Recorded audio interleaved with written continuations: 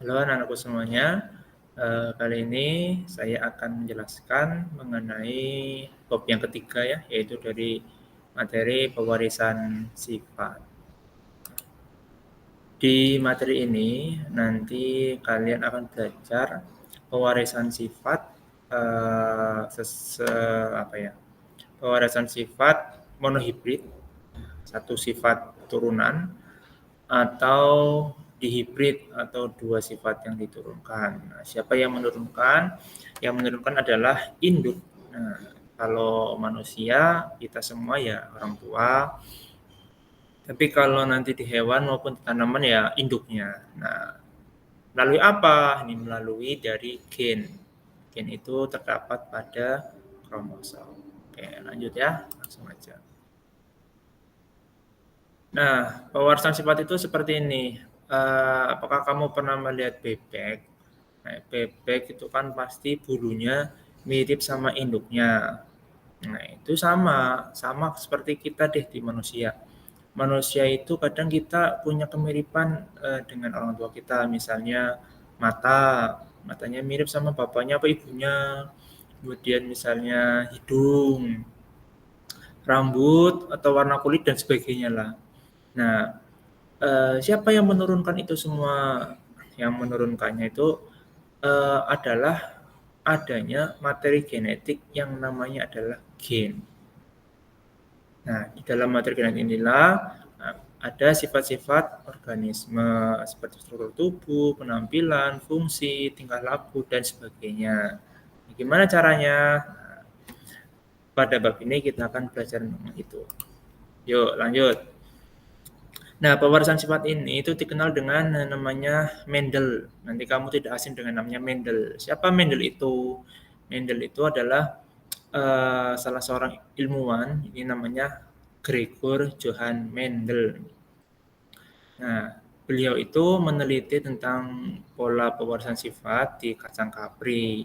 Nah, ilmunya itu yang sampai sekarang kita sebagai acuan pewarisan sifat ya, dan dia sekarang dikenal dengan bapak genetika. Jadi kalau kamu tanya, siapa nama bapak genetika? Ya ini, Gregor Johann Mendel, bukan yang lain ya.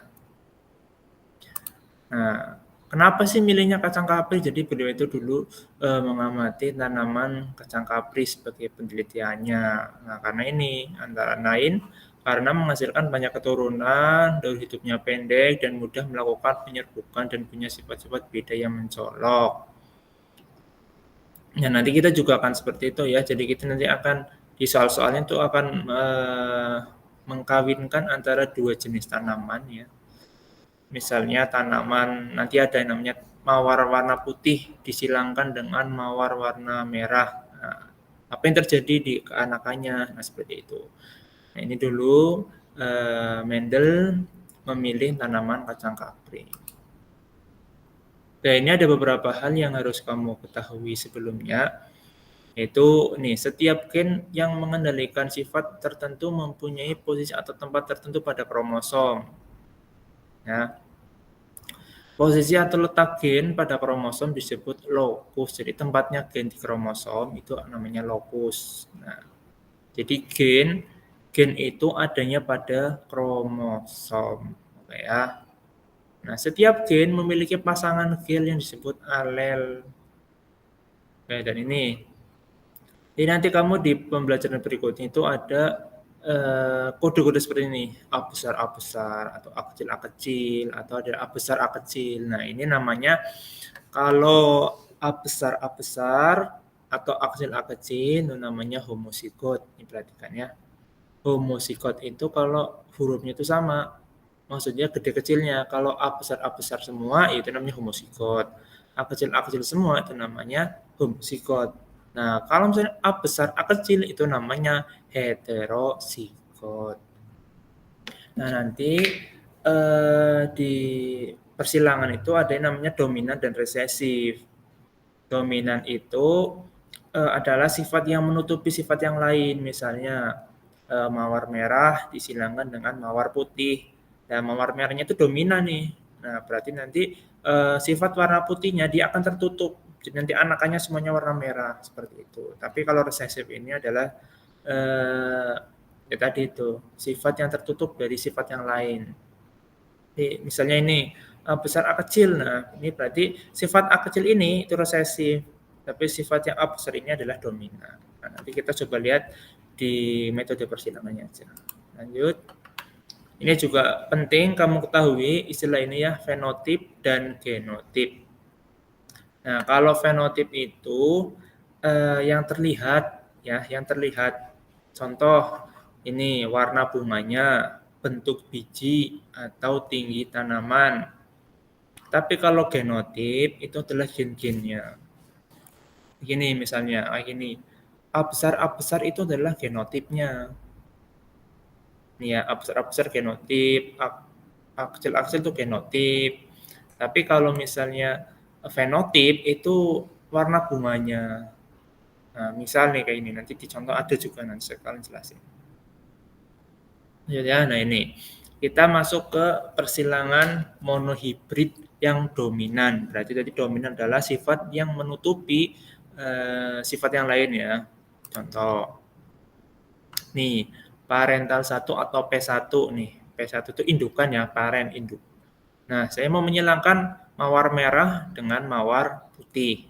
Nah, genotipnya tadi kan saya bilang genotip itu yang kode-kode huruf seperti ini. Misalnya mawar merah ini fenotip ya. Mawar merah itu fenotip, mawar putih juga fenotip. Nah, mawar merah genotipnya tuh B besar, B besar. Sedangkan mawar putih genotipnya B kecil, B kecil. Di sini paham ya?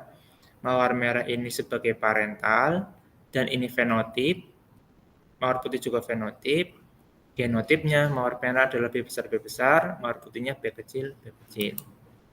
Nah, alel ini nanti akan digunakan sebagai kode. Ketika hurufnya sama, nah genotipnya sama, B besar, B besar, nanti alelnya itu ambil salah satu. Ya B besar aja salah satu. Kalau B kecil, ya B kecil, ambil salah satu aja. Beda lagi nanti ketika genotipnya B besar, B kecil, nanti di parental kedua ada. Alelnya B besar, yang ini B kecil. Nah, kemudian apa yang terjadi di generasi satunya, anakan pertamanya itu adalah B besar, B kecil. Kok bisa Pak? Ya, tinggal yang ini, alel yang mawar merah, digabungkan dengan alel yang mawar putih. Ini ada B besar, ada B kecil. Jadi nanti anakannya menjadi B besar, B kecil. Nah, fenotipnya adalah merah. Kok merah Pak? Kan B besar mawar merah, B kecil mawar putih. Kok kenapa ini kalau B besar jadinya merah? Nah, ingat, kita di sini membahas tentang monohibrid dominan, di mana dominan ini akan menutupi sifat lainnya.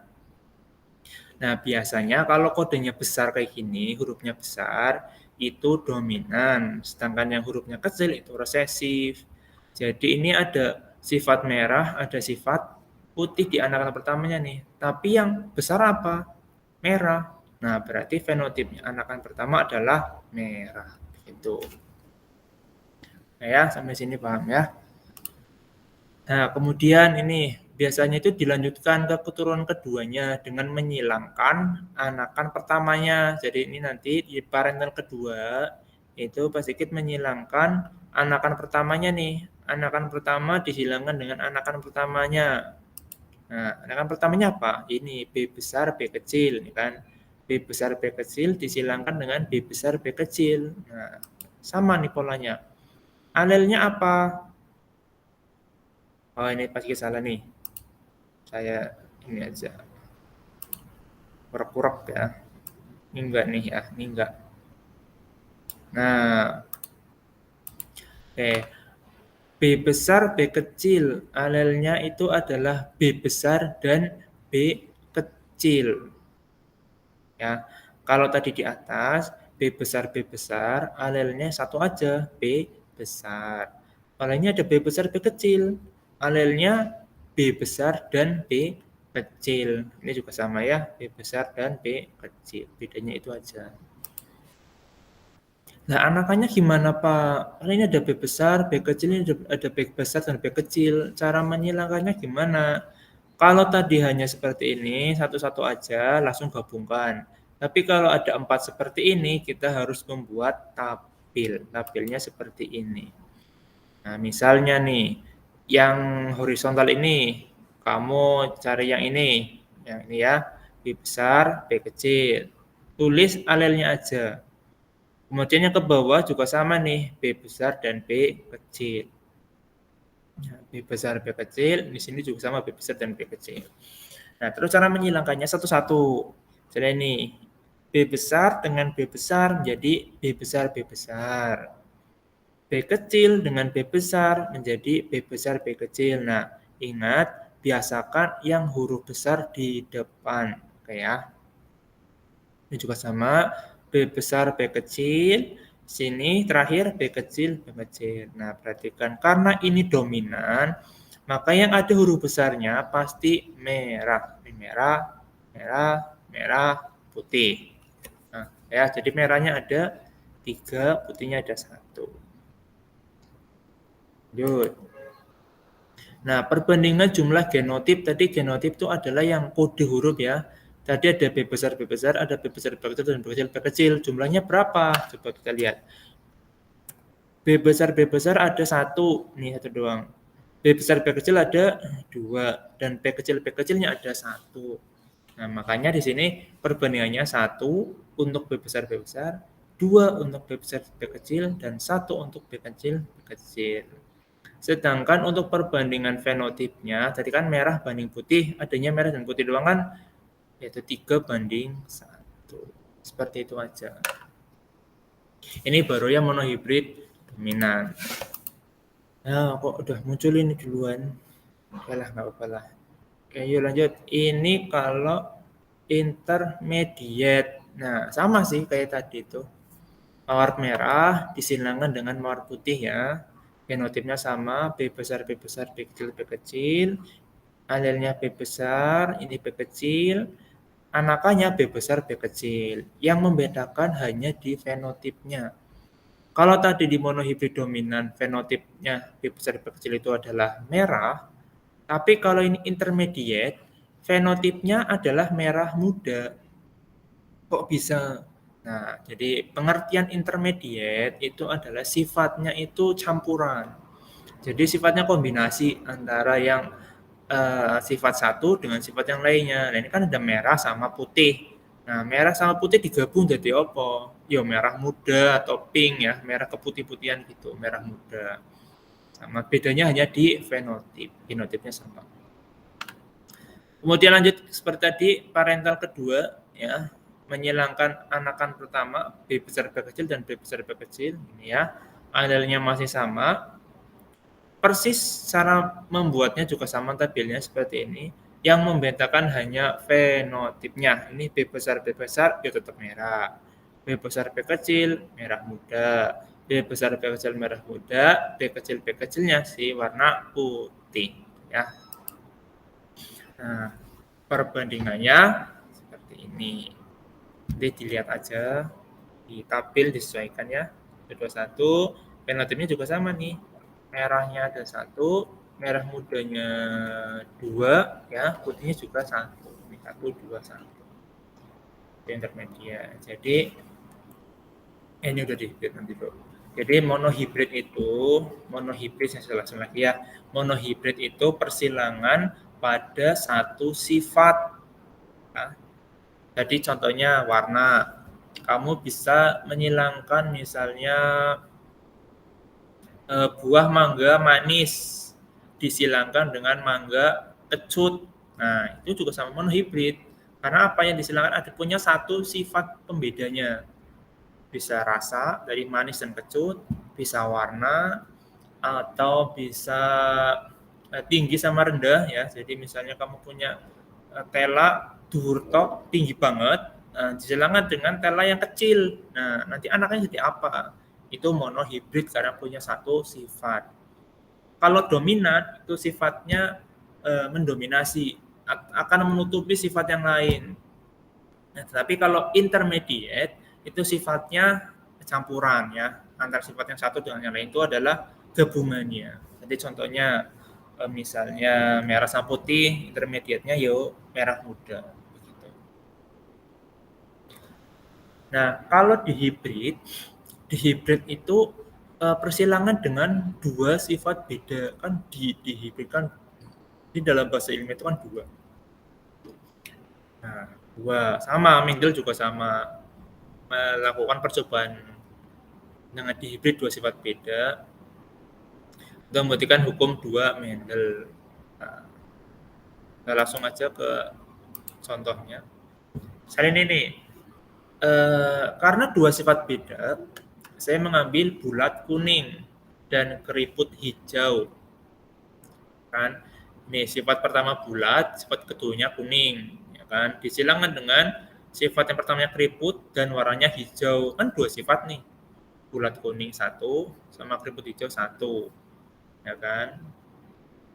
Sifat pertamanya bulat, sifat keduanya kuning. Ya, ini sifat pertamanya keriput, sifat yang keduanya hijau. Nah, kita kasih genotipnya.